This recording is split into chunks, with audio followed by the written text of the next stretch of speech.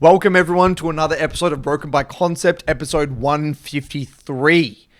Last episode, Nathan, we did a special case study episode, emphasizing this one individual's climb, 40,000 games in gold, or so his Reddit post outlined. And what I wanted to kind of say here, guys, is that if you feel maybe now, sometime in the future, there is a content creator you follow, a streamer, someone noteworthy who you might feel is overdue for a case study of their own. Maybe there's some bad narratives there that you feel need to be addressed, etc., etc. Let us know in the comments, right? Because a lot of you guys seem to like the Nice one, the Freak one, and this one. It might be worth potentially doing another one, given how much people loved that last episode. I think they're going to be a potentially rarity. Not rarity. More rarer episodes. Yep. Because, I mean, I don't want this podcast to be like a witch hunt type thing. Where it's. I mean, because we need a really good example as well. Like, at the end of the day, yes, no one's perfect on the riff. Even us. But we're looking for someone that's consistently has more so. That's right. What we would label toxic narratives or matching the gameplay and what they say are two different things. Yeah, and we were saying before how on this podcast we talk a lot about this kind of term narrative, but it's kind of good to kind of pair what the word is to the gameplay and how this manifests, or how your gameplay can manifest in a narrative, and kind of tying the gameplay and the words together. So yeah, like you said, this is not a witch hunt podcast. They're educational, just so, because remember, guys, what we're doing with this podcast is we're trying to. There's lots of misconceptions about League of Legends skill level, like as demonstrated in our case study of the 40k gold player, how easy it is for these to be catch on, because at the end of the day, League of Legends is a video game. Currently, video games aren't really viewed as a skill set that you develop. It's just like you're talented or you're not. That's what we're constantly addressing in this podcast. It's like, no, you can actually improve at the game with a process. Yeah. And really what we're trying to do here is help people better their relationship with solo queue and League of Legends overall. And by understanding how it works and understanding how these narratives can get created, that's going to, in turn, allow us to have a healthier relationship. It's going to have people have more appreciation for the game. Yep. And we love the game of League of Legends. We hate to see the game. That's the thing that Curtis, we hate to see the most, when people disrespect the game, because the game's so good. Yes, it obviously, has its flaws, but as we've talked about in the Proxon interview that we did, Riot Proxon, we don't want a balanced game. We shouldn't have a balanced game. That's not going to be a fun game. We just moved on to the next game. So, League of Legends is a very complicated game, but we need to understand, why we're winning and losing games. That's why review process comes into play. And appreciate the goddamn game, because League of Legends is a damn good game, guys. And so, yes, if you have any recommendations, let us know. It doesn't need to be now, sometime potentially in the future. It's something we might want to do again. All right. It's not like we're going to be doing every episode. No. I think it'll be hard. I think they're relatively hard to find. They're hard to find. That's so right. Consistently having these narratives, and then obviously their gameplay says something different. So, we're going to start with this article that Riot put out. What's next for ranked? Very important. This is a solo queue podcast. We're going to be talking about changes to solo queue that are happening. So, what really jumped out to me about this article from Riot is actually the introduction rather than the meat of the article itself. Okay, so we're going to dive straight in here. I'm going to read out the start. Earlier in the season, during 13.4, we made it easier to move both up and down in rank so that your ranked journey is more eventful, right? They altered the LP changes, we gain a lot more and we lose a lot more. We accomplished this, but with a few side effects that we're evaluating. Increasing the LP variance shortened the initial journey to your rank, where you can start to experience LP losses that are greater than LP wins if your MMR isn't near the level of the rank you're trying to climb to. This is a really bad experience we want to address, but it does serve an important purpose: preventing rank inflation and maintaining ladder integrity. Okay? Now, I'll come back to this. I want to go to the second paragraph here because I think this ties together beautifully. But Riot, you say, the ladder is inflated. It is accurate that there are more players in high ranks, but important to note that we didn't change the MMR requirements to sustain those ranks between 22 and 2023. With the faster LP progression, players are reaching places they would end up anyway over time, just more quickly. That said, the original design of Master Plus didn't account for such a high population, and it's been steadily increasing over the years. There's probably improvement to make in the progression experience when the next milestone for a Master player is Grandmaster at 800 LP away. And it's important to note that at this level of play, it is perceived prestigious. At the end of the day, though, if you're in the top 0.5% of really anything of what people do, you are really good at it. Now, what I love about this, and this really, to me, highlights what I think the league community fundamentally can't wrap their head around, which is short-term versus long-term thinking. Time and time again, you hear people say this about, rank inflation, so on and so forth. Shit about like people getting ranks that they shouldn't get. At the end of the day, yes, you're absolutely spot on. And even they say it is in a way inflated. Yes, there are more people in Master than they probably anticipated. It's probably a little, yes, there is an element of that, right? But at the same time, you got to remember is that anyone can peak a rank. The true test of one's skill and true rank isn't the rank that they peak. It's the rank that they sustain. The system isn't designed to be accurate over a small sample size of games. So nowadays, especially with the LP like the high LP changes, you make a new account with really good quality MMR, you play a meta champ, you get a bit lucky, whatever, you can seriously inflate your rank. But that will not last if you're playing hundreds of rank games on that account. And this is fundamentally what pisses me off sometimes about the league community, is that they don't understand the long-term versus short-term thinking. They look at a rank that they get, this shiny rank that these people get for 1 or 2 weeks, and then you never hear about it again. It's like, oh yeah, I got trolls, my MMR's ruined, blah, blah, blah. No, what that is the system adjusting and putting you at the rank that you need to be. And what people do as well, this actually affects people's journey a lot. They peak a rank, they think they're that level of player, then now suddenly they have a huge ego, and then we're looking at their gameplay, and then they actually do. I mean, again, the rank system we believe, and we've seen it it's incredibly accurate. We've never seen someone that doesn't deserve their rank over a long period of time, and that screws with people like a lot. That actually really affects people's journey. Yeah, and especially when you've got a friend in your friendship group that is quote unquote got a high MMR account and getting to a high rank, you're like, oh, that guy, he's done that, I should do that. And then you get stuck in that rabbit hole of buying new accounts, really fussing over your MMR, rather than genuinely getting better at the game. Because remember, that entire time where you're making that new account, you're playing in a lower elo bracket as you're kind of ranking it up. You're not getting any learning. You're only learning when you're playing versus quality of opponents that are as similar to your level. So, what I'm really glad is, love this, is like that they're aware of this. They're aware that, yes, there is an element of inflation in a way, and maybe they didn't anticipate how many people would be master. But, they are aware that the whole goal of this is for people to get to the rank that they should be faster, but also drop faster. The system actually, in my opinion, calibrates really well. If you just goddamn play the game on one account, it shits itself when you're playing across 15 accounts. So there's something I just want to highlight that I thought was interesting. I mean, that whole paragraph there where it says "but Riot" and then the end. This is such a human, like, they get it, dude. They get it. This is very good. I'm very impressed by this paragraph. Yeah, just the way they've worded it and the language they're using. They're aware. Switched on. They know what's going on. When have we ever heard, like, what game interacts like this with their community and actually uses the language and listens to their community? Like, again, we are the quote-unquote Riot fanboys, right? I love Riot games. I am a fanboy. Riot's the messiah, honestly. Anyway, what's happening next here? So they're basically doing I think like a small reset, right? They're not doing a hard reset, like a soft reset.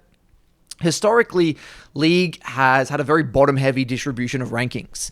Setting aside Iron at the bottom and Diamond Plus at the top, most other competitive rank games have the equivalent of Bronze, Silver, Gold, and Platinum roughly similar in size. That means that Bronze and Silver... This means that Bronze and Silver represent below average or average, while Gold and Platinum represent average and very good players, respectively. However, our ranks have been typically biased low, with more than 60% of players typically in Silver and Bronze. Currently in League, many Silver players are actually above average in skill, while Gold players are significantly above average. Which, to be honest, matches up perfectly what we've seen in our below Coaching, gold yeah. in our coaching, right? Like a lot of the time, I'm impressed with some of the high silver. You can be playing pretty solid League of Legends, in my opinion. We have a pretty good understanding of the game. It's definitely I wouldn't be calling like a beginner. No. Which is what you would view as like bronze, silver ranks. Yeah, 100%. You can think of it like this. Compared to most games with similar ranking systems, we label a significant portion of players one tier lower. We're changing that in Split 2, and distributions are going to move to a more even percentage split, centering around gold. With this change, ranks should better match the meaning you've come to expect elsewhere, and many players will see their rank be higher than before. That's the story for the main ranks, but what about Diamond and above? It's important to us that the highest ranks retain the exclusivity and prestige they've historically had, so we're not changing anything about how those ranks are distributed. That said, flattening the curve without compensating somehow would result in significant inflation in Diamond. In order to mitigate this, we're adding a new rank, Emerald, which you may recognize from League of Legends Wild Rift. And so Emerald is going to be between Diamond and Platinum and represents a similar percentage of players as Platinum does today. And there's a little graphic here showing I think this what graph is really important. Like, this is showing what the distribution Riot are looking at. So obviously this is a podcast, and if you're listening on Spotify, we'll have the thing pop up on the screen, but it'll be linked in the article as well in the YouTube comments. But this is very important. This is what the distribution that they want, and this makes way more sense. Makes way more sense when you think about it. They had to put a new tier in here because I love what they're aiming for here, because then you kind of know gold is the middle in a way, isn't it? Right? It's like the top. That's like the split here. But currently, silver is in the middle. That's the most. Yeah, that's interesting, because it means gold. You're definitely an advanced player, which wouldn't really make sense intuitively with how many ranks there are, right? What I also get from this graph as well, there's going to be less diamond players, and then that's when they're going to be more into the emerald, which I think is really good as well, because the gap as well, like I think, diamond and stuff, that needs to be spread out more. Like the difference between a platinum 1 D4 and a D1 player is very, very big. Huge. In terms of fundamentals and consistency. D2 and even D4. Yes. In my opinion, it's pretty, I mean, like D2, it's like a pretty big gap there. But yeah, you're absolutely spot on. I like that. So now that we're clear on the philosophy shift, how are we going to be resetting ranks? Yeah, so they're basically doing a partial reset. Then basically they're lowering placement games from 10 to 5. They're also removing promotion series.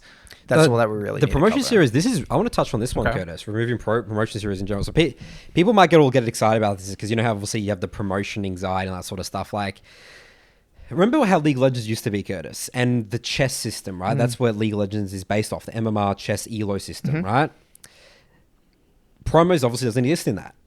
Riot only like put in promos. I think they initially put in because they want to like have the make it an event of the competition or the event. But well, I think that's what they say here. I think when they had promotions, it was here. Series were meant to add drama and stakes to these important moments in your league career.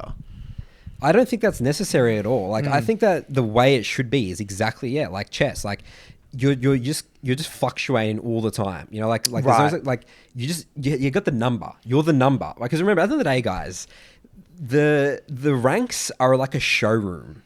It really, you know how people get, it's like I'm a gold player, I'm a platinum player. It's like the way that I sort of might be viewed. It's like, okay, well, like let's say gold on average is like, you know, the 1500 MMR, you know, player, or like, you know, like the numbers just. I like the numbers better, or I think more like because you can see this very specific where you're at. But by Riot implementing this, it's more of like a package, it's like a shiny, sexy facade. But it really doesn't mean anything. Like if you really think about it, like you know, even I mean, obviously, you know, when you get to the higher ranks, like you know, then it's you know, challenge is a big difference between you know 800 LP and like 1.5k LP, right? You could say you're challenged, but no, you're not. Like you know, there's huge difference there still. So yeah, I think this makes so much sense, and I never understood promo series. I genuinely disliked this for the game. I think this is a fantastic change because it just should be. It's like I'm just you know bouncing up and down. It's just about LP. And it fits our whole dojo narrative, right? Where it's all about every game is the same. Yes. You know, nothing special. Every game is just a game of League of Legends, and you need to be trying on every game no matter what. Like it ties in with that. But I'm going to bounce back on you on this little here. Okay. Like I actually think the majority of the community is going to agree with your sentiment. I don't know, something about it.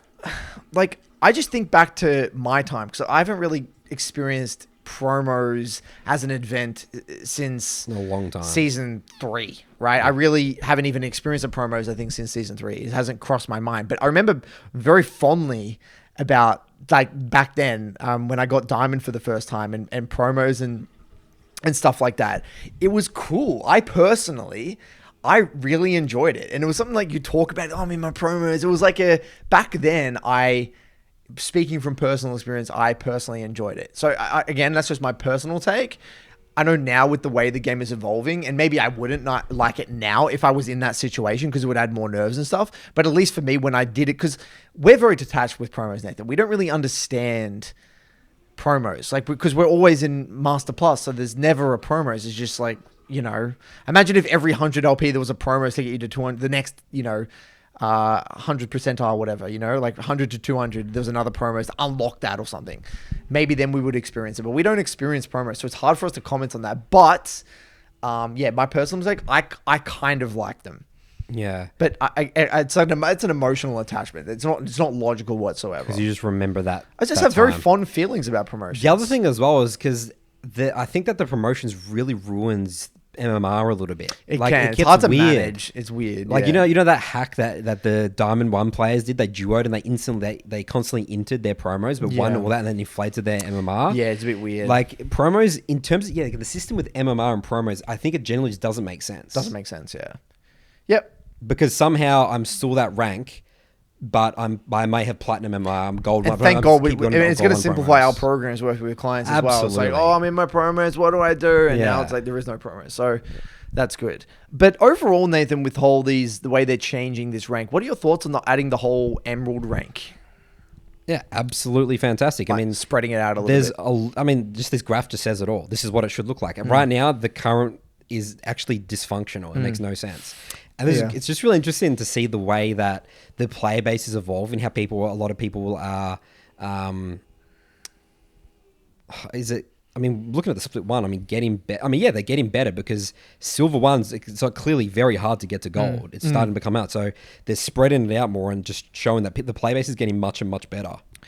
What I want to talk about for a second, Nathan, from a feeling perspective about the ranks, I don't like how the Apex tiers work right now. I don't like the Master Grandmaster Challenger system. Yeah. It doesn't make sense to me. Yeah. It really doesn't, because there are more Master players now than there used to be, right? We did that episode on the breaking down the stats, the inflation, and Riot mentioned it here as well. It's very real. A lot of Master players. A lot more Master players, right?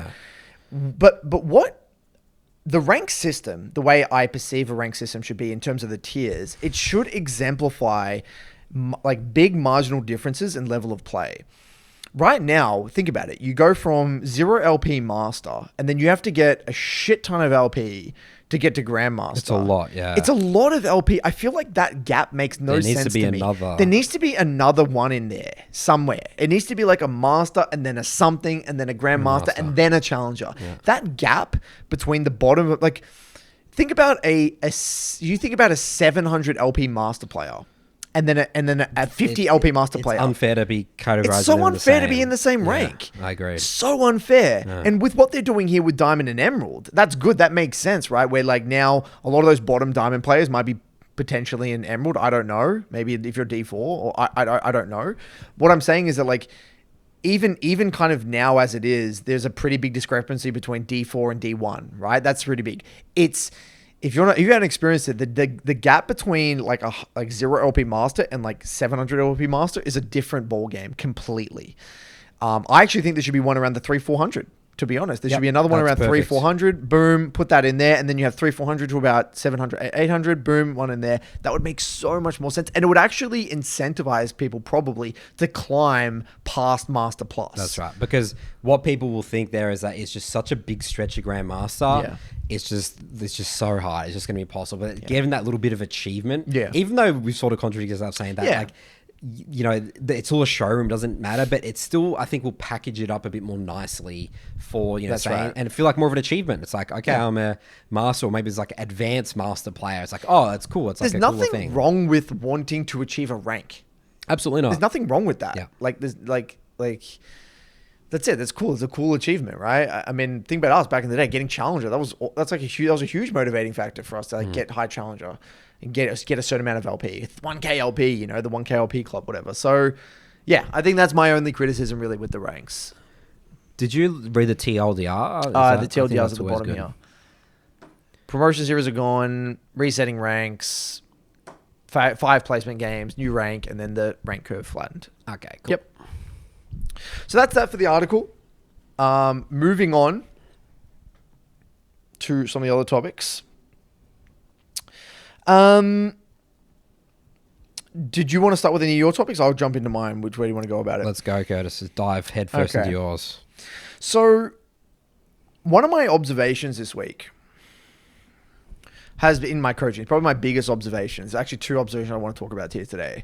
The first one is lack of curiosity and addressing this root cause of lack of curiosity leading to poor quality reviews. Okay, so essentially, I was doing a review this week. We're getting into the mid game. I think he was playing. I can't remember what he was playing. He was in the side lane. He was top lane. We're in the mid game, and team around Dragon. They kind of die around the Dragon on the other side of the map. He's all the way on the top side of the map, and he was frustrated already with kind of the way the game had panned out. And we get into it, and he's like, yep, Curtis, I hear what you're saying. Like, I get it. Like, I understand that I probably messed up here, but I don't have the ability to actually, like, reconcile this in my review. Like, I can't be curious enough to problem solve this. And this is, in my opinion, the biggest problem with people in terms of the biggest barrier to people climbing a league is actually the root cause is the lack of curiosity rather than their ability to solve the problem. My take here is that most people, if they were to just genuinely have an open mind, be genuinely curious, look at someone else's gameplay in a macro scenario, they could sit there and nut it out. Absolutely. They could figure it out. Yep. Like, they could look at their friend's gameplay and be like, hey, man, you actually probably could have done that. You should have probably pinged there, or you probably should have grouped. But when it comes to their own gameplay, the biggest barrier is their lack of curiosity because they're so pissed at their teammates that causes like a little knot in their brain that prevents them. It's like little walls. It's little wall. Trenches. And as the game goes on, you can see he's getting frustrated, more frustrated. Every moment in the game that is negative builds up another wall, and then another wall, and then another wall. So when you get into the review, you got to break through 17 walls just to be in the mindset to actually review. And this ties into one of our favorite concepts, or one of our philosophies is you're better off starting with the idea that you are wrong, or you were in the wrong, and prove yourself right, rather than you were right and prove yourself wrong. Right? Great tool.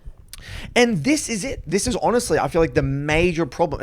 If you're plateaued, I'm going to say it straight up, say it. If you're plateaued at a rank for more than 2 months, I could nearly guarantee in some way, shape or form, you've got a lack of curiosity in your reviews. And that's preventing you from seeing how you personally are contributing to your games. I'll re-clarify that saying, if you're stuck in a rank for a couple of months and you're not aware, and you're reviewing, yep, and you don't know why, then I would say there's a lack of curiosity. Spot on, yeah. Because I've been stuck at certain ranks for a long time, and I'm very clear of what's going wrong. Just missing the muscle memory. But I just need to keep chipping away and just building up that muscle memory. So I think there's a big difference in that. And I've seen it with my clients as well, right? Like, they review their games, say, Nathan, I keep making the same mistakes over again. And they're clearly aware of why they're in that rank.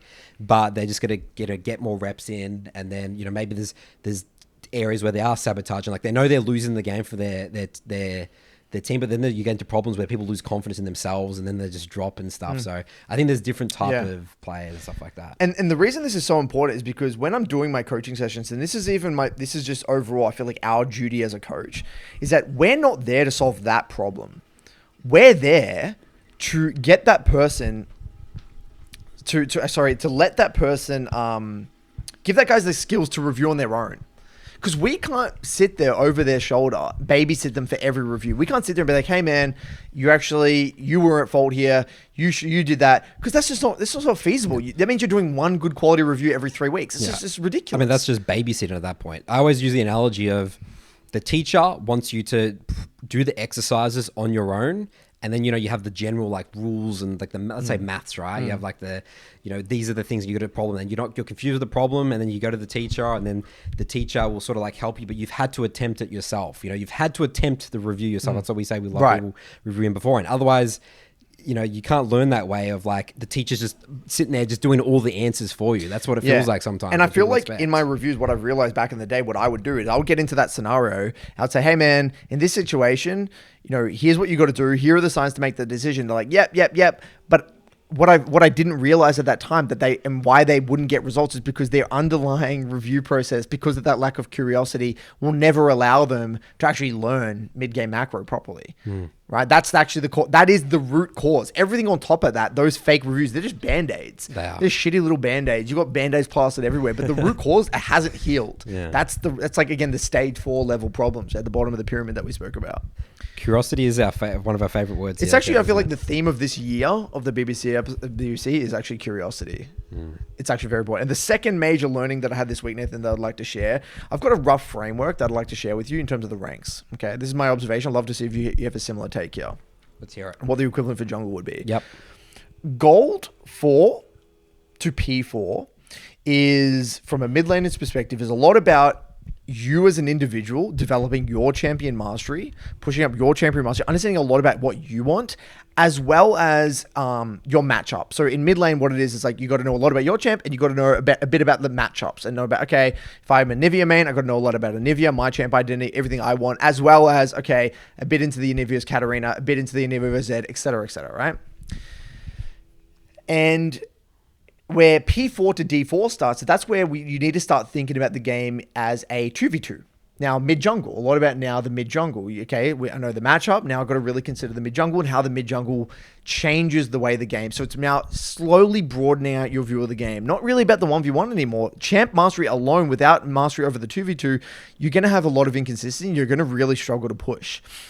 And then also starting at the top of Platinum, starting to slowly dabble in understanding win conditions and like, just not crazy advanced shit, but just like basic stuff like who's strong, who's weak at a rough level, right? D4 to Master is now when you're starting to put at least in its current form, is now you're starting to think about comms holistically now. It's not just about me. It's not even just about my mid-jungle 2v2s. Now it's about, how are my decisions impacting the game holistically? How does it impact my bot lane? How does it impact my top lane? How does it impact my jungle? How are your decisions not only impacting you, what you want, but also everyone else? And then obviously Master Plus is just that on steroids. It's like, okay, if I, like a classic example I did with a Master Plus coaching session this morning was this Kiana player dove bot, but as a result broke the enemy were able to break mid tower, and then we got into this complex discussion because he broke bot tower, they broke mid tower, but he was playing Kiana. So I'm like, well, this is actually I don't mind this because it opens up the map for you. Now you're able to get into the side lane and stuff. So getting into the real nitty gritty of like what's good, like how does this decision impact the way the game is unfolding with everyone, given the comps, given the everyone. That's kind of my rough framework. What are your thoughts, and how does that maybe, obviously it's different in jungle, but what have your observations been in terms of the ranks, and what's, how's that kind of work for you? So the one that I'm battling a bit more here about is, as a jungler, for what you want up until Platinum 4, I do have a story of Chandler, who joined my program as a Gold 4 player, and we did a couple of reviews, and we only talked about how he was using his E as Hecarim. That alone, that focus, just that one aspect, got him to Gold 1 in Platinum promos. So that would be aligned with the way that you talk about it in terms of really thinking about what you want. How do you're playing fights, champion mastery.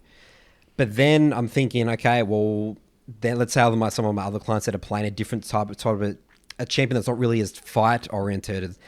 Let's say it's more Warwick and it's more like early game sort of stuff, or like an early game jungler, where that's important. Well, then we're actually more tapping into maybe what the Hecarim player will be learning in Platinum, in Gold. So you see what I'm saying? Right, because the Warwick can't just get fed by learning how to gank with an ability and then win and get to plat, is what you're saying. They need to think... Yeah, like they win fights just better. Like they just play fights better with Warwick. Like you need to have a better understanding of how you can be a bit more aggressive or something like that. So I think it sort of depends. I definitely still think I mean, yeah, again, jungle's just a bit of a different role in that way interesting. because you do need to be playing, utilizing your teammates. I don't really talk about this. Yeah, because this is what I'm really fascinated with jungle. Like, how deep do you go? Because obviously jungle's a role where, there are certain junglers like an Eve or something where you can be very, very probably focused heavily on you, right? And like getting yourself strong, and then you might not need to be as aware of like maybe other things. I'm just spitballing here again.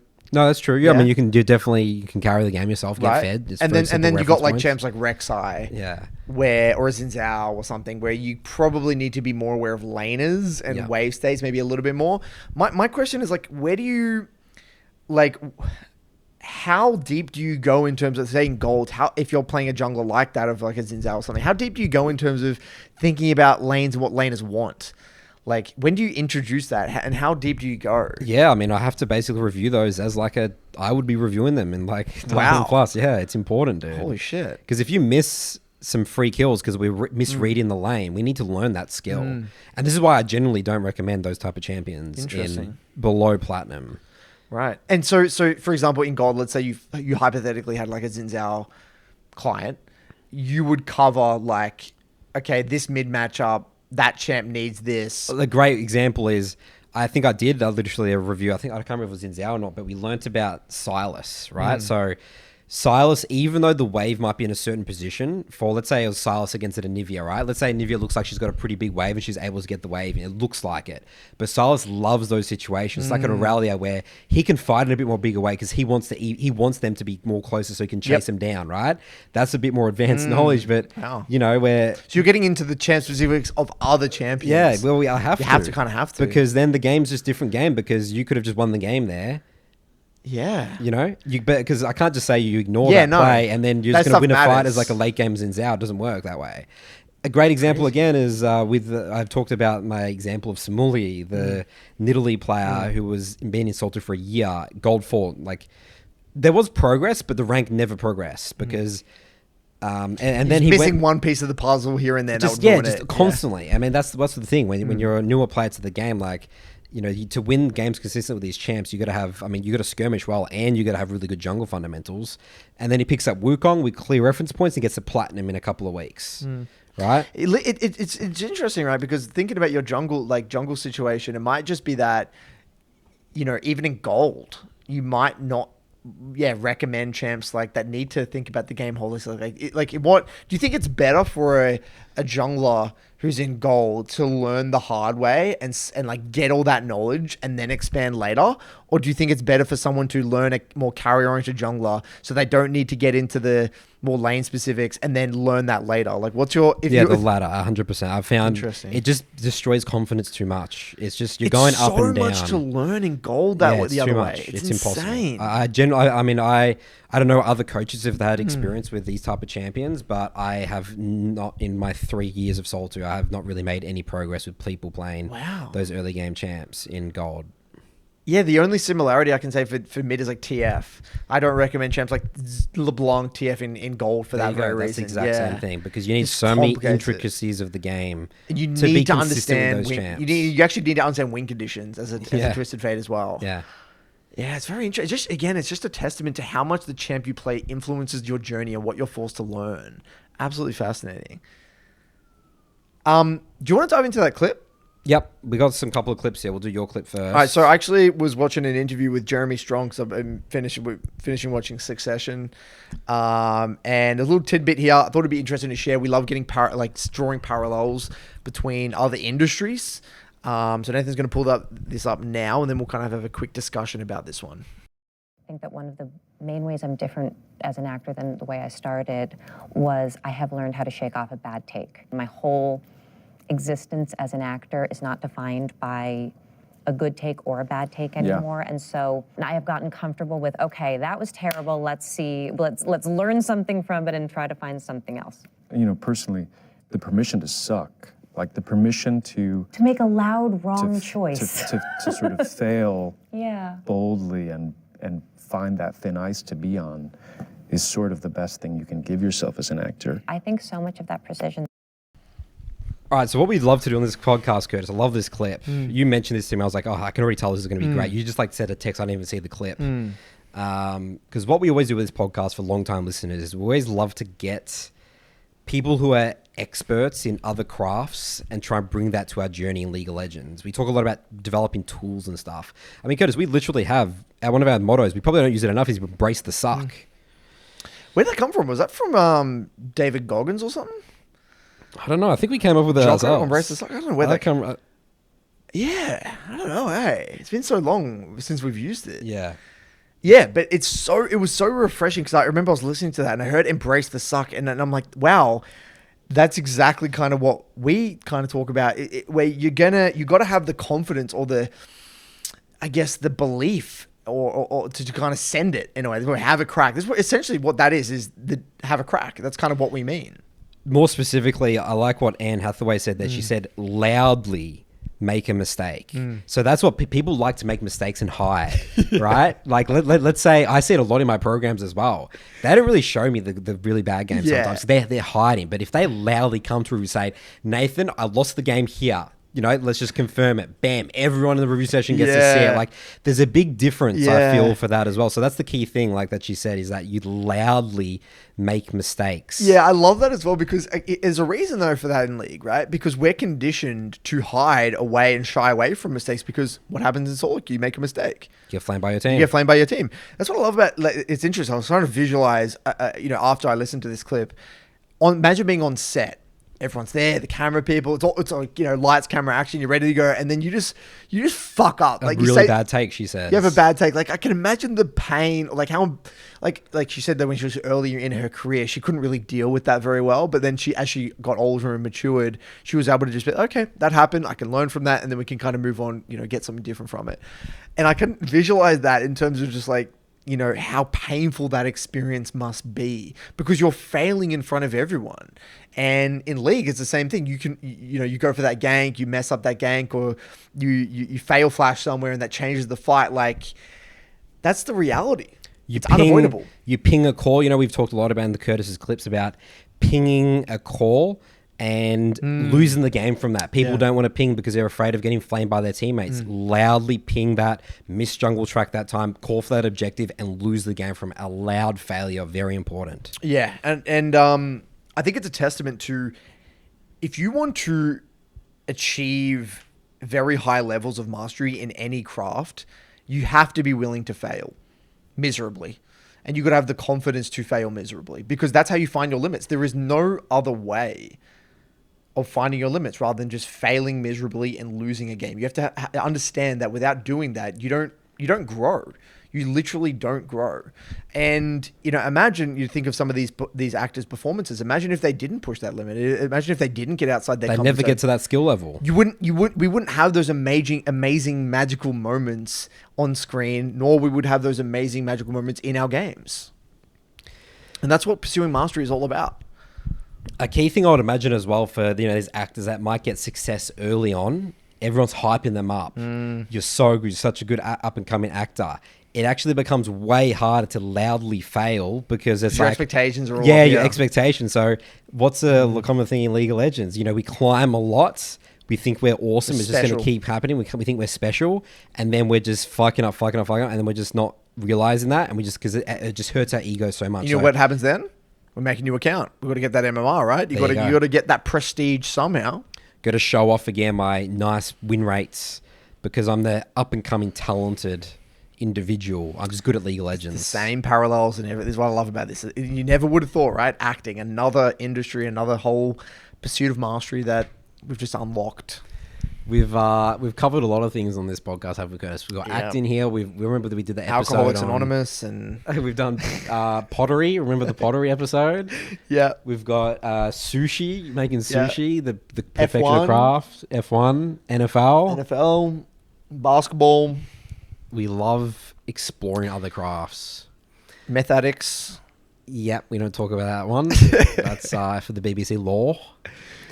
All right, sweep that under the rug. Our next clip here is, so again, going back to what this podcast is about and what we love about solo queue improvement is, building tools, having toolkits to deal with the chaotic nature of the solo queue journey to make sure, narratives aren't building up and all that jazz. So I guess we went from, acting, which is a little bit different from what we do, but now we're going to jump into more so a bit more related to gaming is CSGO. So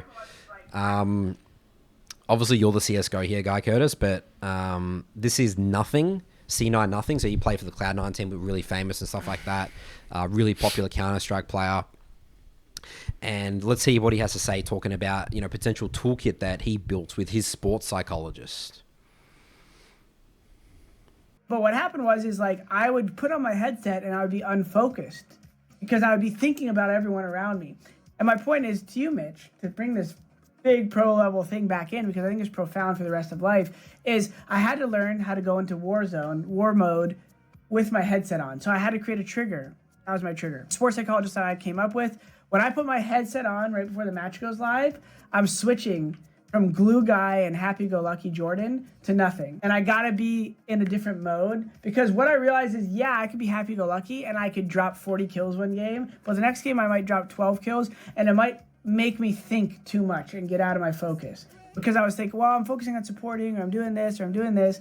And I've kind of extrapolated this out to life a little bit. And what I realized was that I had to go into a different mode, in which my mode had different things about it. Like, just in terms of in real life, he's like a happy-go-lucky guy. And if you think about like a happy person and stuff like that, when it comes to competitive and competing, like, you've got to switch modes like a little bit. So what he came up with was with his sports psychologist, what he called like the war mode, and the physical act of putting on the headset for him allowed him to enter. It's like, okay, there's no more happy-go-lucky, like I'm a real guy, like a really good friendly teammate. Like now it's like we're getting to serious business here. Like I'm gonna, and he found that he was just thinking too much about his role in the team and teammates. And he's just like, okay, I need to pull my weight, do my job here. And yes, that's a really cool tool that I think. What do you think about that, Curtis, that he developed? Yeah, look, this is, I feel like we're going to open a can of worms here, Nathan, because there's so much here I want to explore. And I'm really conflicted about this, okay? So I think for a professional, someone that is dedicating a lot of time and energy and focus into a given craft, having this sort of a toolkit, I think is A+. I think it's amazing. And I think it's actually borderline essential. And, I've actually heard of Perez, the F1 driver, when he keeps his helmet on, when the red flag happens and then he goes into the pit stops, he stays in the car. I think it was Sainz or Perez, one of them. They stay in the car. Everyone jumps out. I think it was one of them, like they're all walking around and stuff. And then he's like sitting there in the car, not talking. Like once he's in the car, he doesn't want to get out of the car. That's his, he puts that helmet on, puts that visor down, like he's in his war mode, right? That's his headset. That's his headset, right? So it's in other sports, but I could see that massively and I can resonate. Where I am conflicted about this is that for the average person who isn't really able to put that time and energy into their craft, what I fear is that they take themselves too seriously. And so what I found, and this is one of the dangers I think I fucked up with my content, and even to a certain extent our earlier BBC episodes, is that we push this I guess motive of intensity, right? And intention and intensity and giving it all on the Rift. And what I feel that does, it's like a bit of a double-edged sword, because at the same time, when you're giving your role at something and you're really intense and you're really focused, the expectations are higher and there's more to lose in a way. And I feel like there's an element of like taking yourself too seriously, and that you've added pressure onto a situation where there doesn't need to be pressure. And in League, as one of the common criticisms of our philosophy is that, what about XYZ player that like Caps, who plays all fun and chill, and he wins. And there is an element of that. Actually, we had not a conversation, but someone sent me a message recently about how he takes himself too seriously. And because he's not having fun, he's not in that fun mindset, expressing his best self mindset, he's probably 200 or 300 LP lower than he would be if he was in that jovial mindset, right? And that's what I fear here for the average person. If you're not, I don't even know if it's about for the average person, because if nothing was, we all have the conversation, how did you initially get good at Counter-Strike? It would be he was just having fun, just having a crack. Like maybe he hated losing like a lot. I think that's what in nature of the competitive game is, but they're just, having fun, building that muscle memory playing. I think that would be for all of us. What I worry though is that if you're not fully committed to something, like you're not a professional, like you're not putting like a shit ton of hours into something, you're never really going to reach that level of competence that you're happy with. Like, how do you reconcile being average at like not being like really really good at something, but taking yourself that seriously? Like, how do you tricky. It is a double-edged sword. Because if you're really good at something, like Nothing Knows is really, this is a professional. Like, this is his job. Like, I feel like there's a different degree there. It's like, yeah, I feel like there's something around that being your job. It allows you to like justify yourself taking it too seriously. But if you're like, I work 9 to 5, I got a wife and kids, and as soon as I put on my headset, I'm in war mode. It's a bit like weird, you know? It is, it's just a bit weird. It is, isn't it? That's what and then it's like, how do you reconcile that? It's like, okay, they're on that game, they're playing war mode, they're like sweating bullets and shit, and then it's like, honey, dinner's ready. It's like, it just doesn't make sense, you know? Yeah. That's the thing. So I don't know. And look, I'm not going to paint with a wide brush here. I think a toolkit really is a toolkit. It's on a person by person basis. I think there are people listening here that aren't professionals that are going to get value from this and have that lock-in mindset and take themselves seriously and have a trigger to kind of get in. But I don't think that's necessary. That's my point. I don't really think it's necessary, but it doesn't mean it might not be useful for some people. That's my biggest kind of fear here. The other thing as well that I've sometimes see, like I think I had a conversation with my Soul 2 members this week about how he sort of like refuses to play if he doesn't feel like he's in that high intensity mode. Yeah. And then that's just the constant procrastination. And then we're not actually playing because he's in master tier, like, but he sort of needs to get to the next level and needs to be sometimes playing more than 3 games a day, I feel like. And because he's sort of been stuck for a while, we sort of just need to change something up. I said, okay, well, let's get rid of that. Maybe that excuse is holding you back a little bit, and let's just play some, you know, not quote unquote low intensity games. But get games in. Don't just think of this perfect, like, so what? Yeah, you're level. absolutely spot on, Nathan, here. Because okay, so remember what he said? He said, I have a game where I'll drop a 40 bomb, right? Kill 40 people, do a really good game. Then the next game, I might drop 12 kills, so I have an average game. But he said it's overthinking that he said. But he knows in the back of his mind that he is capable of replicating a 40 kill game because he knows he has that skill. He knows he has the muscle memory and understanding and knowledge of the game to be a consistent 40 kill player, right? If for him, it's actually just a matter of mindset. The problem with the average player is that, let's say they have a 3 block. One of those games, they quote unquote are in war mode and do really well, and they drop 8 kills. They play Force, they're great, not Force, but like a really, really solid game of League. The next game, they're also in war mode, but then they go 0-5. It's so hard for them to reconcile, like, oh, was that because I wasn't in war mode properly, or is that just my level of play? But for a professional like that, you can very clearly, for us, it's like us as well, we can very clearly identify what is genuinely our level of play and what isn't our level of play. Like, we're not confused if like we don't do well one game. We're able to walk away from them like, that's just my level of play. But the average person, they don't have that skill. They don't have that skill. Yeah. Like, you got to be playing the game for a very, very long time and be a hardcore player, like, you know, obsess over the game and be or a borderline professional to understand how to differentiate between what is just a lack of lowered intensity versus your level of play. You know what I mean?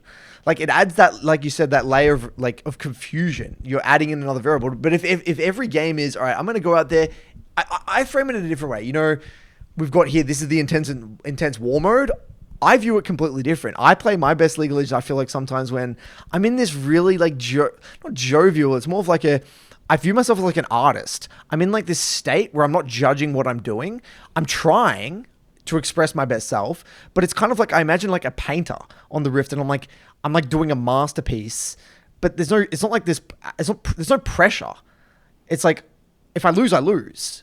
Doesn't mean I'm not trying, but I don't really give a shit whether I lose. It's like, I'm not thinking about the result. I'm just in flow state. I'm in this, like, I'm going to go out there and show the world what I can do and show myself what I can do. But that's very different to war, serious, like. It is different. It's just different. It's similar, but it's different.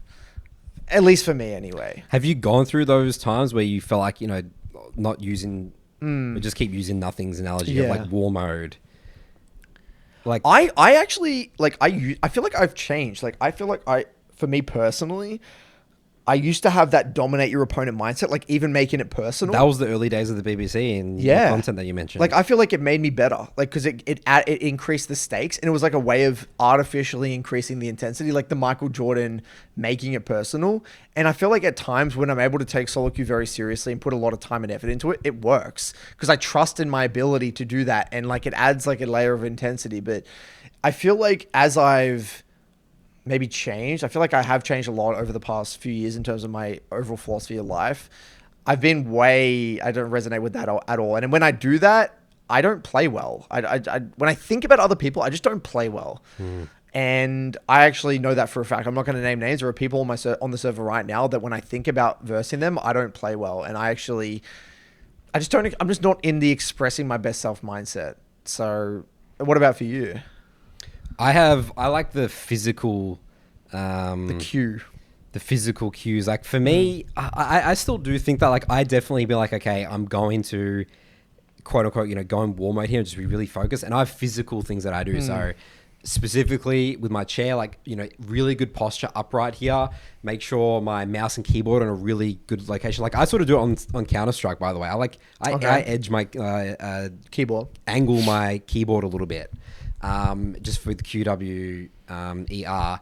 And then once the game goes in, like, I'm tabbing, I'm instantly assessing my team comps, and I'm just spamming all my F keys and just clicking really close to my character. That, I don't know what I would be calling that, but that's like me physical cues to be playing at my best. Right. But are you thinking like, I'm going to destroy this guy? Because I agree, I totally with you on the physical stuff, but on the mental stuff, like, what are you thinking? Also, that helps me get into the mental side of thing, and my mental side of thing is just playing beautiful League of Legends. Yeah, it's not really that for that anymore. So have you tried to make it personal? Like, I'm going to destroy this guy? No, definitely not now, no. Because the way that I view, especially my gameplay, the way I play, especially because I play early game junglers, it's very much, and because jungle's not really a 1v1 in a way. Like I'm not like trading not someone. A 1v1, but I'm still jungle tracking and stuff like that. But I'm more like the way that I view the game is very much correct decision or wrong decision. Like there's perfect League of Legends still in my mind. In your mind. In like the way that I can see a game playing out. So I just have to execute and just be I just have to be focused all the time, dude, for playing my games. But that's what. I totally resonate with that, but that's not making it personal, right? You're not like to just destroy I'm not someone. making it personal. Like, it's about execution. Just execute and just think about what's next and stuff like that.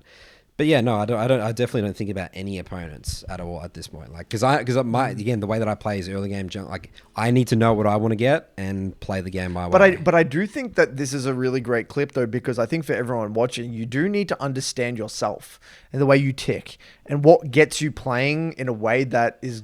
What's the most beautiful League of Legends that you can play? How do you need to think? Do you have physical cues like Nathan? Do you need to be doing something before the game? Do you need to be thinking in a particular way? I don't know. Everyone, again, I think this is purely personal on a case-by-case basis, Yeah, I don't really know my mindset, honestly. Like, I've actually been playing a lot of solo queue recently. I took a lot of break, sort of, and just this last week, we sort of had a conversation, so we need to get back to playing solo queue. Yeah, we both were doing a lot of content with our other programs, so we both got back on the Rift a bit. And, yeah, I'm not sure. Yeah, I mean, maybe I go through different phases. I mean, I definitely have been in phases where, like, I've, like, sit there and, like, before my pre-game ritual, like, I'll go over, like, Kobe Bryant and Michael Jordan clips because I've been queued for, like, 20 minutes. And then I'm dominating my opponent. Yeah, I have 100% done that. I have done that. And then it actually been very successful for me. But nowadays, I mean, who knows? Maybe I need to actually go back to that. Maybe now that I'm thinking now, maybe I need to get back to just hyping myself up. But yeah, it's interesting, isn't it? It's very interesting. It's very interesting. When I saw this clip, I actually really resonated with what Nothing said. I love that analogy of like it's war mode time, like it's time to. It's not just like I'm just jumping on my League of Legends, my computer. I'm just gonna have a good 3 block. It's like, okay, I'm gonna really focus here and figure this shit out and play really good League of Legends. Just flowing on from that, one more topic before we get into Curtis's clips is, I've been watching a lot of Chovy recently, and actually a lot of other high level. One tricks on other servers. I just like getting inspired and learning more about champs, right? And Chovy, I love it because he has his streams, right? He has his streams, and I think I've mentioned this before, but I want to mention it again because I think it's incredibly important. There are levels to VOD watching, just like there's levels to film watching. Like when you can watch a film and just completely check out, and you're like roughly following the plot, but you're not analyzing the cinematography. You're not really analyzing how the characters are feeling. Like you can casually watch a movie and you can casually watch a VOD. Right? If anyone's out there who's into film, like, you know, you would know you can nerd out and be like, oh yeah, the light and the dark here represent that, and there's a reason why he's so small in the corner here, and like you can go and What's the message of the movie? What is this foreshadowing in the future? Yeah, what are the metaphors here that they're exploring? You can go an infinite amount of depth when it comes to film, right? Or good film. It's the same with watching VODs, and you know, right now I'm extremely capped out in my league vocabulary. There are things that Chovy does that I don't have the words to describe.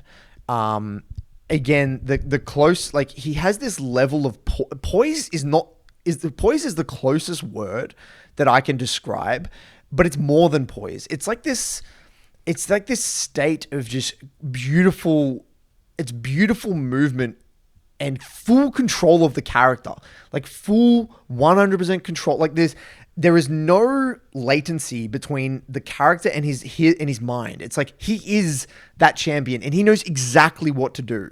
And when you watch him play, like even CSing, when you watch him CS, I am like, you would think that as a challenger player, your CSing would be good. My CSing is not even any remotely close to Chovy's level. Like it's incredible how good his CSing is. Like the levels he's got to the game is mind-boggling. But you can't see this until you watch with intent. And I pose an experiment, and it's the same would apply for every role, in any role with any amazing player. Really put yourself in their situation, because I'm sure all of you out there have entered a matchup or entered a lane phase where you're overwhelmed and you're like, you say a classic El Clasico, Syndra versus Cassio, very skill shot oriented matchup. It can go both ways depending on how good you are at hitting your skill shots, etc. Right? Cassio Q, Syndra QE. When do you E? Do you hold E for threat? It's very, very mechanically demanding, and it takes a massive toll on your mental stack. Right? You know, when I watch them play, it almost feels like they're able to play it how I visualize myself playing it, you know? And when you sit there pretending you're Chovy, it's like you get so much more out of it. And what I do, I actually, at the moment, what I've been doing is I just copy him. Like half the time I don't understand really what he's doing, but sometimes I'll just copy it. I'm like, I'm just going to pretend I'm Chovy just with the way I'm moving, this level of poise. And it's in the movement. It's honestly in the movement. And there is something to just blindly copying and emulating and visualizing and pretending you're that person, that there's a level of learning that I can't get across in my coaching sessions. And it's something that I don't have the vocabulary to teach. Yeah. And maybe one day there will be, but for now, the closest thing I can do is recommend people like literally put yourself in their shoes. Yeah. The way you describe that, because you're so excited about that. Yeah. That getting that level of excitement across for other people, I think, is a little bit difficult. You're like, right. I get obsessed. Like, let's say there's like a dragon pit fight, right? And like I see, even some of my coaching clients, like my high elo players, but even if I watch pro players, like, with your movement, you kite toward the edge of a wall to create more space, and it forces them to walk forward. Like, gank execution for like like really good pro players, like that's little detailed stuff is just game-changingly impact. Like even if, let's say, that person's gonna die, the fact that they're able to like do a little bit more damage here, like they're min-maxing to the craziest degree. Oh god, we should actually, I can't remember what it was. I think it was one of the MSI games.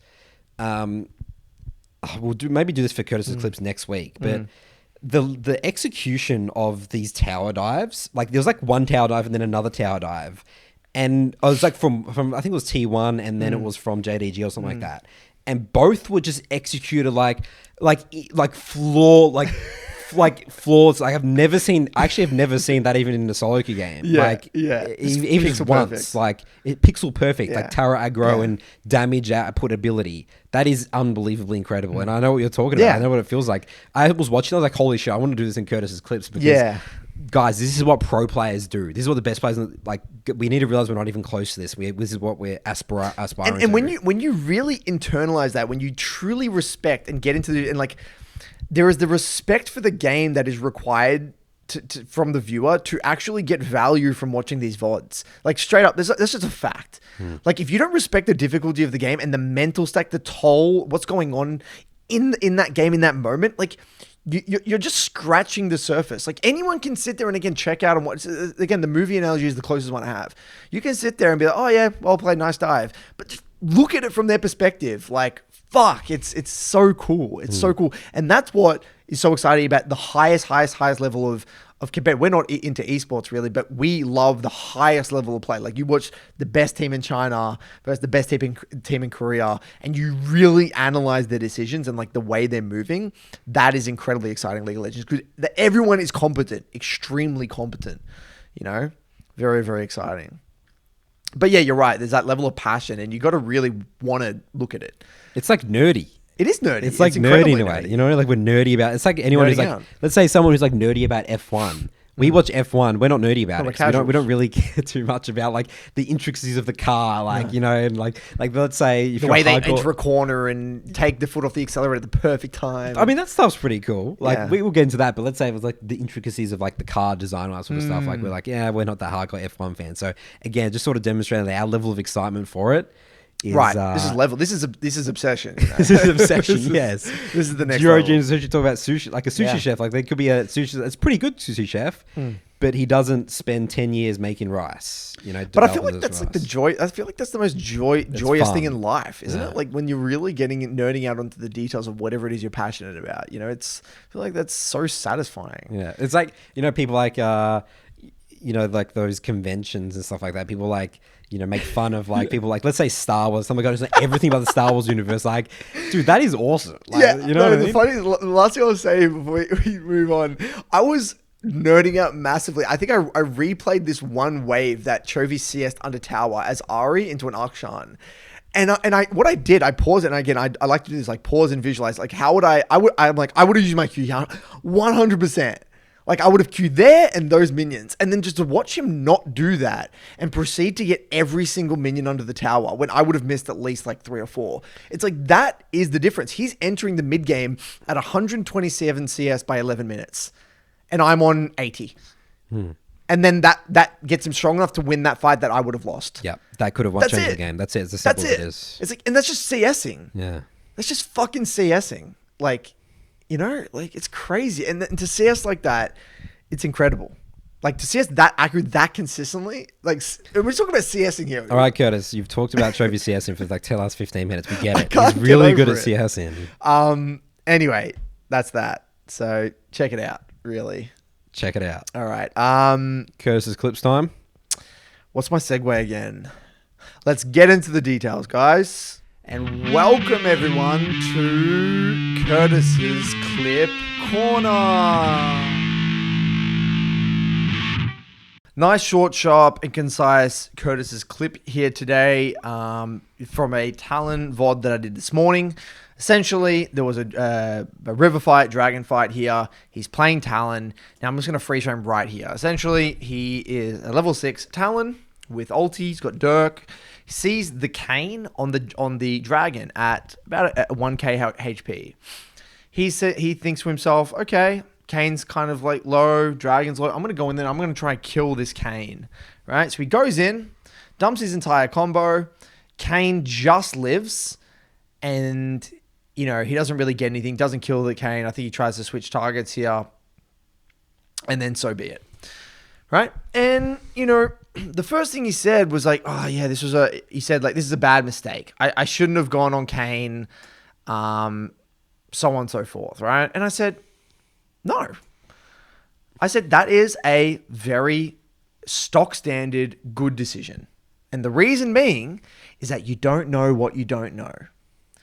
Sure, in hindsight, yeah, of course. He got away. He got away. You shouldn't have done that. He survived on 50 HP. You should have known that. Well, at the end of the day, League is a game that you got to know your limits intuitively, okay?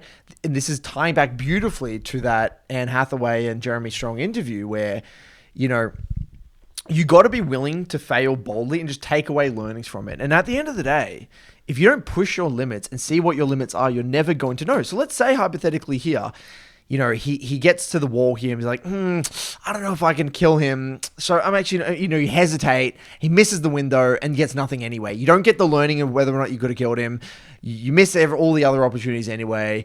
There's nothing to take away, right? At least here we learn intuitively, okay, you just don't have the damage, just quite the damage with this setup with the first strike, because he's used to playing. And the reason why, he doesn't play first strike Talon that much. He plays Electrocuting Ignite a lot. He doesn't have Ignite, and he doesn't have Electro. And I'm like, well, yeah, if you had Electro, you probably would have killed him. Oh, he's 100% dead there, 100%. Yep, and he didn't have Ignite. I'm like, cool, great learning. You learned a little bit more about first strike damage output. Great. This is not a bad mistake. This is awesome. A great mistake. Yeah. In fact, and this I wouldn't even really call it a mistake. I think it's a really good decision in my opinion, and you learned a lot from it. And so basically what I wanted to get across here is, and just to kind of flow from this, he actually got tilted at himself this game. A similar thing happened around 2 or 3 times this game where his limits weren't really good. I think he tried to kill an Akshan like 2 or 3 times. And died in the process of doing so. And every time I asked him, like, did you genuinely think you could kill him? He's like, yeah, I thought I could kill him. I'm like, well, then what are you upset about? There's nothing to be upset here about. Why the hell are you getting tilted? He's like, oh, I just felt really bad heading into mid game. I knew I made so many mistakes. I'm like, well, are they really mistakes if you didn't know? Like, you know what I mean? Like, is that even a mistake? I mean, yeah, you could objectively say it wasn't the best decision. You should have known your limits. But is it a mistake if you don't know what you don't know? It's not really a mistake in a way. It's just that is the best decision for your learning. Yeah, that's the great thing about these type of situations. You know, there was no hesitation here. You thought this was the best decision at the given time. That's right. That is the best way for you to learn, because then you can think, okay, what did I miss? And then, clearly, big picture, as you just mentioned, we don't know our damage limits with first strike and no Ignite. Yeah.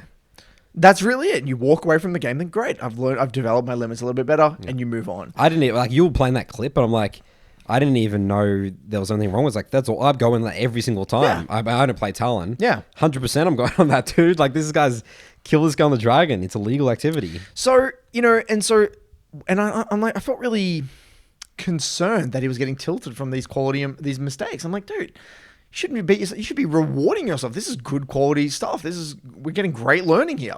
This is exactly the sort of behavior that I would want to see from a client, because if you do this with reviews, with intention, play with intensity, that is how you get better at League of Legends. Facts right there.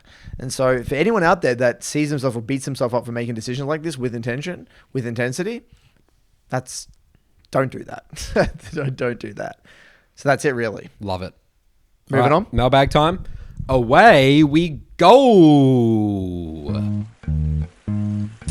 Welcome back for Nathan's Mailbag. Jingle song. Alrighty then. Our first question here comes from Jordan. The title of this email is Struggling to Commit to a Role. It's if you're going to have like an FAQ of League of Legends, Curtis, this is probably it's up there. It's up there. Hey guys, I discovered your podcast a few weeks ago and I've been binging your content as it really resonates with me. I've played League since around Season 5, but mostly as a secondary game. I was a semi-pro CSGO player for a majority of my LoL playtime, but decided a couple of years ago that my passion for Counter-Strike had waned and playing it as a job was only making me hate the game I love so much, so I switched to playing League more seriously. By the time I started playing ranked around Season 7, I quickly got to gold every season to get the Victoria skin, but had no motivation to play ranked past that. I've decided now I miss having the competitive spark and I want to try my hand at really climbing the season. I've always been a jungler in ranked despite playing mostly mid and AD carry with friends, which was the majority of my games. I enjoy playing mid more, but I'm undoubtedly a better jungler. I have kept my champ pools quite narrow for all my roles so as to not overextend, but from playing ARAM, I have a decent understanding of what champions I like. And that leads me to a crossroads where I feel like I need to pick a role to main so I can really knuckle down and grind. Just wanted to know what you guys think. Do I stick with the role that has worked for me in the past, jungle, or pursue the role that I enjoy more. I'm currently a gold 4 with a 54% win rate over 80 games. This has definitely been skewed down by the constant switching of roles. My friends who are all around platinum diamond say I should probably be high plat, but I'm of the opinion that low to mid gold is where I deserve and where I'll most likely stay if I don't just pick a role and master it. Additional context if you need it, my main champions for jungle are Gragas, Kayn, and Jax. And my main champs for mid are Gragas, Yasuo, and Sylas. And he says he really likes Gragas. I feel like I'm mechanically proficient at all of these champions, but I mainly play them because I enjoy them. I usually have good map presence on either role with good objective control and kill participation in the jungle and good wave management, CS numbers, and roaming in the mid lane. Thanks in advance if you read this. Okay. Well, this is where me and you usually part ways, right? But That's right. I'm actually going to, without putting words in your mouth, I'm assuming you're leaning towards... Yep, stick with what you're best at. That's stick what with I what you're always best say. at, because then you feel like that's going to give them confidence. And they they'll can get learn more about the game. excitement and just enjoy the game more rather than learning something from scratch sort of again. I'm actually going to agree with you, and the only reason is that he loves Gragas. Gragas actually is a good mid laner, funnily enough. I don't know if it will last as a good mid laner, but yeah, it is a pretty good mid laner. But I think that if you fundamentally enjoy Gragas, stick to jungle. I think just with the champs that he was talking about, he seems like more of a jungle player.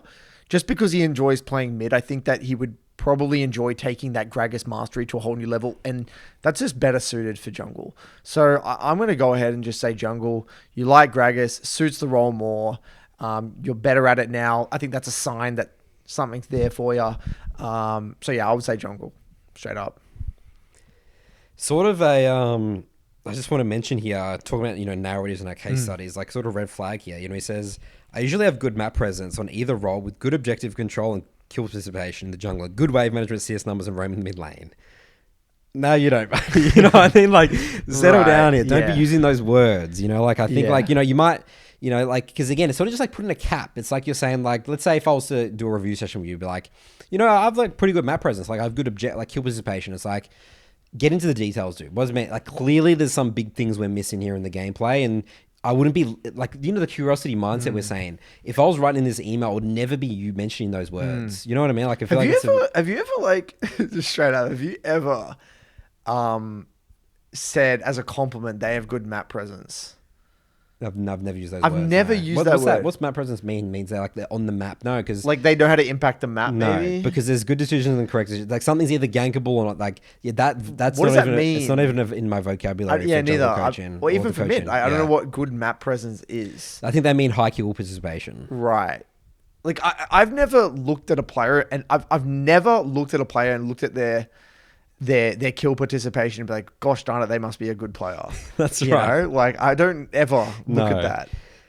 Okay, it's interesting now, talking about there, what that sort of description of that last paragraph is more saying to me is like, he's valuing these things as like important skills and not like missing what actually he should be focusing on. Yeah, well, what it really is that he doesn't have a great understanding of what the true fundamentals are of League of Legends yet. And his friends are probably being like, yeah, you really know how to gank really well. You know how to play around dragons really well. And you're not dying that much. So, you've got a great KDA. So those things mean you're a pretty good player. That's why you should be high plat, Yeah. Which is just complete hogwash. In isolation, you can look at a play and be like, this guy's, but if you got to look consistently over a long period of games. It's just the blind leading the blind, really. Yeah. Unfortunately. The next thing I'll mention as well here, Curtis, is that, talking about, my recommendation for gold players with Gragas fits in the category of, tough to win games with Gragas consistently. Like, at the end of the day, you can only kill one person, right, with your combo. I mean, you can do a lot of damage in terms of AoE and stuff like that. Gragas is such a versatile skirmisher. It's just too many. It's just too hard to learn the game with this champion because there's too many reference points and too many. Look, there's no doubt you can. Yeah, but it's hard. It's hard. Yeah, it's harder than it has to be. It's harder than it has to be. Like, there's one fundamental concept about Gragas that even to this day, I don't know how to teach. I'd love to see how you teach this, right? Champions like Gragas can peel two differing ways, okay? You can peel by separating the back line from the front line, right? So let's visualize you've got a enemy volibear jungle diving on your AD carry, and then he dives forward. you can R the backline to separate the fight. So then you've got the backline not really being able to follow up on the front line. Or you can throw the R on the front line to get the front line off of the AD carry. That concept is so hard to teach in terms of what the optimal R placement is, because some situations it will be correct to just throw that R on top of your AD carry and get that Jax off the AD carry, and sometimes you're better off just completely splitting the fight. Have you ever discussed that concept? I don't really go into that, no, because maybe that's something, because I don't really play much Gragas. I feel like if it was a Gragas player, I could get really in depth and probably explain what it because I need to know what it feels like to explain it. But I don't play it enough, so I'll just focus on other jungle fundamentals in a Gragas game. Because when it comes to skirmishing, you get into the nitty gritty.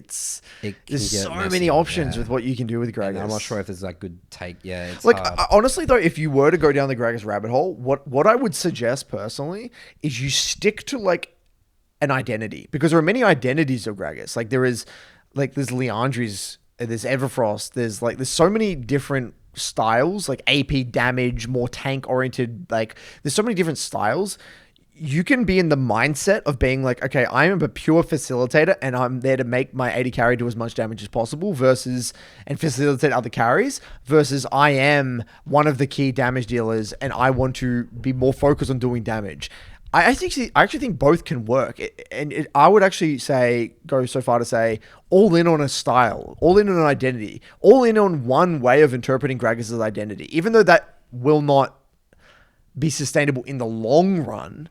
At least for the short term to getting you to plat, I think that'd be a much more reliable way of going about it. You see what I mean?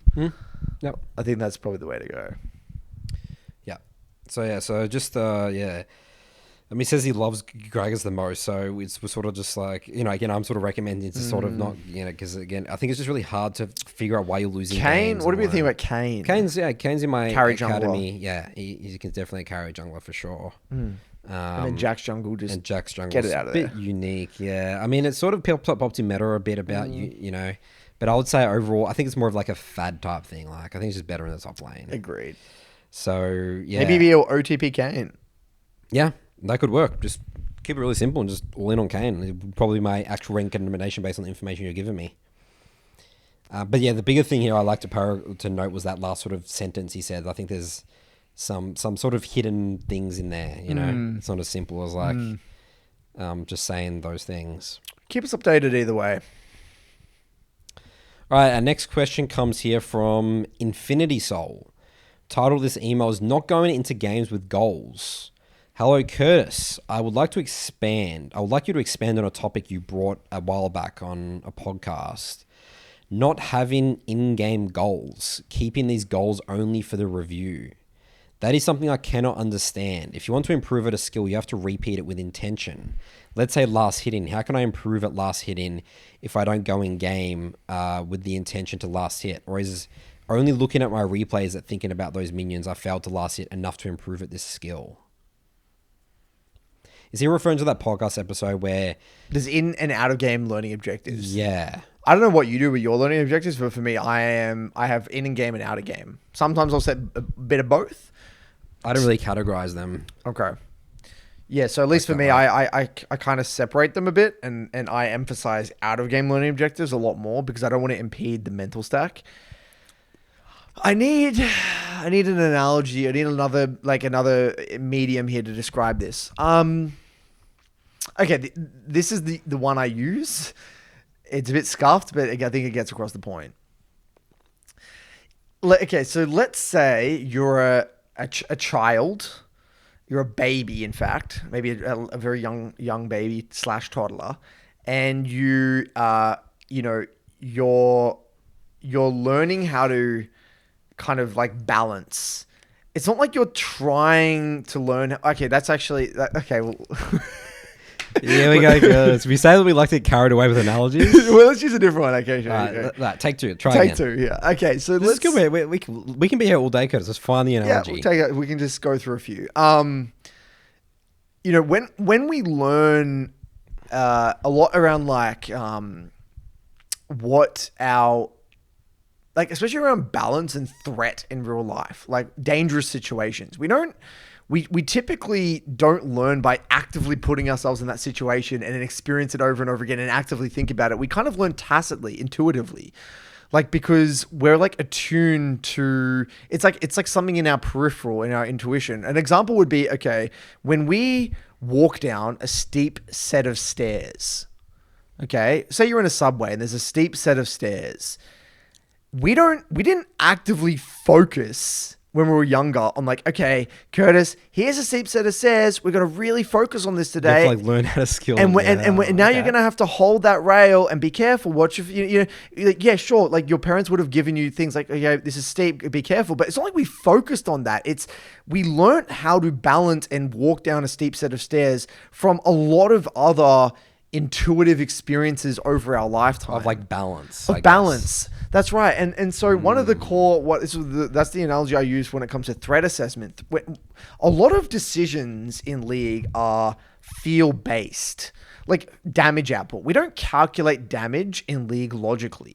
We calculate damage intuitively. So when we're talking about learning an intuitive skill, I don't believe in learning it by actively, quote unquote, focusing on it. I learn by making sense of it in hindsight, by observation, consolidating that feeling with observing it in hindsight, and then rinse repeating, getting repetitions in.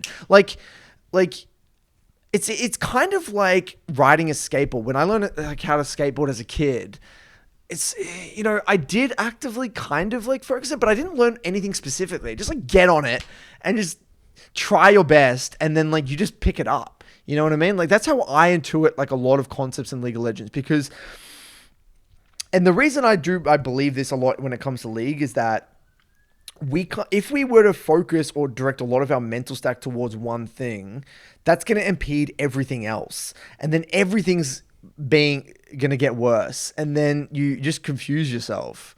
That's kind of like my experience. And I personally have never had success actively like thinking about something in game and then learning it that way. That's not how I learn. And if I can't learn like that, how can I expect other people to learn like that? And I haven't seen, and actually, this is just a fact, early in my program, when I would set in-game learning objectives, people got worse. People straight up got worse, and it didn't work. So I changed my methodology out of necessity because it simply didn't work. And then it got me thinking, well, how did I learn this skill in League of Legends? Oh yeah, I didn't do that either. So why the fuck am I recommending it if I didn't do that? And so we got into it and we realized that yes, there are certain things you can occupy your mental stack with like lol state usage, for example. But a lot of other concepts in League of Legends, like CSing, if you think, okay, I'm going to go in and really think about my CSing and stuff, it's like in a game of solo queue, it's just not going to work. Now, the caveat to this is that if you're in a scenario where you can isolate that skill in a 1v1, then that's different because you can drill that. Anything that's drillable and isolatable, yes, you can occupy your mental stat because there's no other burden. Like, it's like, yeah, sure, I don't have any jungle awareness anymore. I have no awareness of my wave state. I don't know where the fuck the enemy person is, but that doesn't matter because I'm in a 1v1 and I'm going to die and I can just restart the game. You see what I mean? So can we use some of the examples, how that applies to the situation that I mentioned with my clients? So let's do the Chandler Hecarim E usage going from gold 4 to gold 1. Right. So they were saying that's an isolated skill. Right. That was I typed in a little objective. Focus on being more patient with E. Don't hold E. Start with R in fights. Right. Yeah. So and then Samuli. Wukong. I mean, we sort of did the general game plan and stuff like that, but learn how to full combo, how to use your W. Yeah, so let's get specific. So how did that person specifically learn that? Did they kind of go around and fuck around, play kind of like they normally do, but then review all their E's to say, oh yeah, that was what Nathan said, I should have done that? Or did they literally come into the game thinking, I need to work on my E's, everything, a lot of other things get worse, and then that's how they learned? Like how specifically, what did they do? Well, I'm not sure. I would have to ask them. That's my point. Like in my, at least for my clients, in my experience, when I say focus on one thing, it just doesn't work because again, their mental stack. So I'll give you an example. Let's say I say to a client, okay, you're playing Syndra. I want you to work on your E usage and, trying to do this specific iteration of your E. If they are coming into the lane phase thinking about their E all the time, they're going to die to a jungle gank. they're going to fuck up a wave state. And they die to a jungle gank, and then what? I can't focus on my E's because I can't survive the lane phase anymore. You see what I mean? Like, that's what typically happens. And then they just say, oh, Curtis, this thing is not working, blah, blah, blah. So, sure, things that can be isolated in a 1v1, if they go at a 1v1 and they can drill that in a 1v1 or in a practice tool, that's a different story. But when it comes to things that in solo queue, solo queue is for execution. Solo queue is for execution, at least for my philosophy. Like, so when you're playing in the game, and that's then right. Through the learnings and the review. Because yeah, you're fixed. You might be theoretically fixing one problem, but then you're creating other problems as well. That's my hypothesis. Yeah. Because yeah, as in the Infinity Soul guy here says, he's saying that, how can I improve at last hitting if I don't go in the game and thinking about his last hits? Okay, so last hitting is actually not a good learning objective. So last hitting is actually a skill that's made up of a lot of other things. There's a lot of those things that branch off on that one. Right, so last hitting, if you think about like good quality last hitting, there's like layering minions. There is like making sure you're seeing which minion is getting targeted by your minions and by what type of minions. For example, like casters do more damage than melees, right? So if you see, and melees are tankier than casters. So if you see all casters about to hit another caster, you know that you probably might need to use an ability or be really focused on getting that caster because it's going to die really fucking fast. But if all the casters are hitting a melee, for example, then like you might have a little bit more time feeling out the rhythm and way waves are dying, understanding how minion aggro changes when you hit the enemy. There's like individual skills that make up really beautiful last hitting. When it comes to last hitting, that is actually one of the few things in the game that you can actually drill in 1v1s. Again, that's never a learning objective that I would set in-game in solo queue, unless in-game for 1v1s you can do that. But then if I were to set a learning objective, it'd be one thing. Like, okay, I want you to focus specifically in 1v1s on layering your minions. Now, if someone didn't want to do 1v1s and they say what they wanted to get better at layering minions, then what I would say is in the review, when you're going over your early lane, look at the moments where you should have layered the minions. Like look at it, identify it, visualize it, what you should have done, why, and then move on. Then you will intuitively get a little bit better at that, I believe. And that's how I've worked. That's how I've climbed. That's how I've gotten better at the game. And that's how the people that I've had, a lot of people have had success in my clients in my program have typically had results as well. And yeah, so I don't really know. Again, this is my hypothesis. I don't really have all the answers here. I'm just, from my experiences in the MLA, that's kind of what I've observed so far. But as for your Hecarim E guy, this is where I think we might, again, let's get into it. The complexity of this problem. This is where jungle versus mid lane really, I think, differentiates. In jungle, in my opinion, there's a lot less. You're not occupied by something in front of your face Immediately. You're immediately like a lot of the time, right? With a jungle, you're clearing your camps. Now, it doesn't mean you're not processing information, but you're not having to think or interact with any person in front of you. So everything that you're interacting with is just already pre-coded. It's drillable. It's like muscle memory. So it's like, I just fucking cue this. The raptors are going to get pulled out. There's no thinking involved. So your mental stack is freed up to think about other things. You're not having to react to something that's like directly in front of your character now.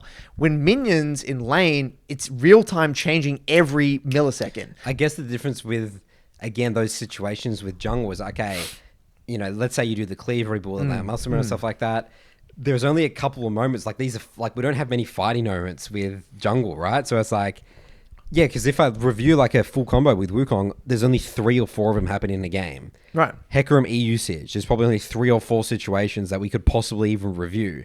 So it's way easier to focus on something like that in the game itself. Even in the game, because you're not having to do that every single wave or every single fucking 5 seconds, right? It's like, okay, it's going to be a fight. I'm going to full clear up. Here we go. This is the big fight. Boom. Yeah, again, it only happens 4 times in the game. In 4 times in the span of the thing, basically. And then also on top of that, like I said, you genuinely have, in my opinion, you would have more of your mental stack available to actively direct it, put it onto the E without sabotaging your game holistically, right? So yeah, sure, you might now be thinking a little bit less about win conditions, or maybe a little bit less about wave state, or a little bit less about whatever. Gold inventory. Yeah, sure, but that's not super detrimental to the game holistically. Whereas like as a mid, you lose focus for like 3-4 seconds in lane, then you lose track of the jungle. You're like not warding, your waste is messed up. Done. You're dead.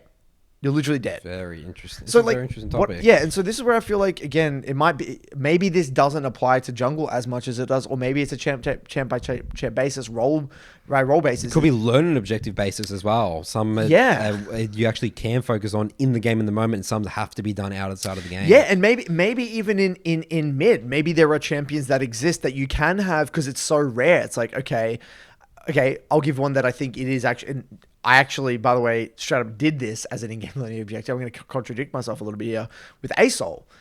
I actively did focus on valuing my empowered R.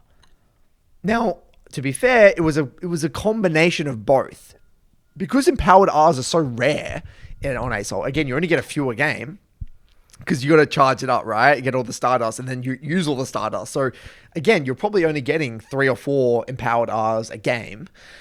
I was able to really think about my empowered R usage. Oh, is this the best way to use my empowered R? I was like trying to train my mind to really be conscious about, should I be using my empowered R in this moment rather than just fucking throwing it out, right?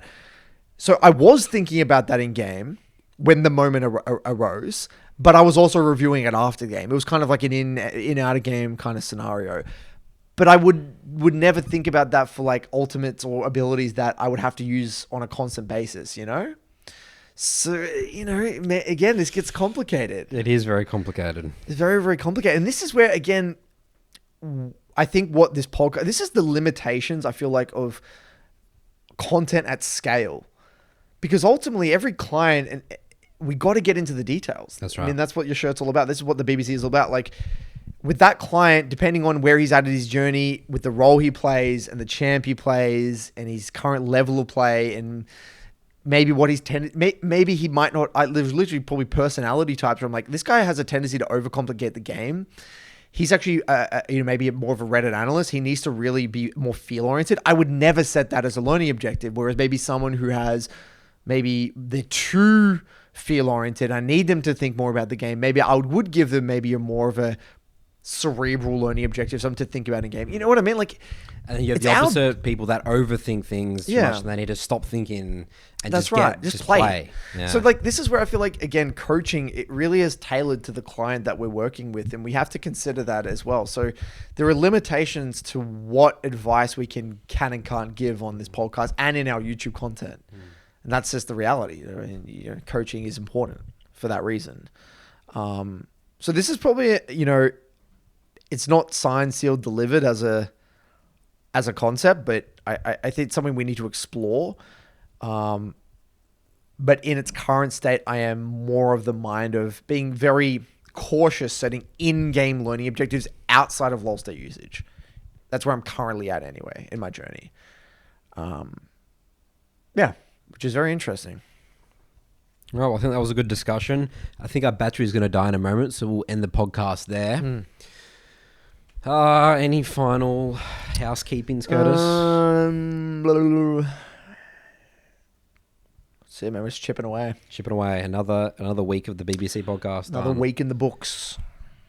The split one's finishing soon. I think it's about 30-something days, 40 days, something like that. Yep. So we'll have ranked awards. We'll panic, engage. Everyone panic. Run around. Headless chickens. Everyone put your arms in the air. Gotta get that rank.